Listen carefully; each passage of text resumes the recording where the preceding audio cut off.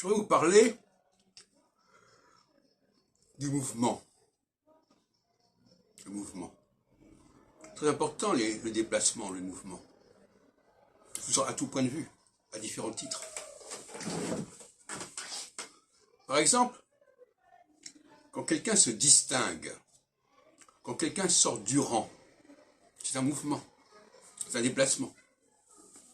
Et il est très significatif.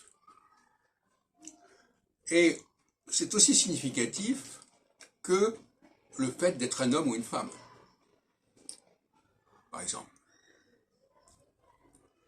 De la même façon, président, c'est celui qui est devant, qui est assis devant. Là aussi, c'est un mouvement, c'est un déplacement, c'est visuel. Donc le visuel, il n'est pas uniquement lié à la race, au sexe, à l'âge. Il est aussi lié au fait que telle personne se détache, se distingue, sort du rang. Et quand on demande comment on sait que telle personne est plus ceci ou plus cela, eh bien c'est ça qu'il faut mettre en avant. Elle se distingue. Elle se distingue, elle sort du rang. Elle n'est pas dans le troupeau, elle n'est pas dans la foule.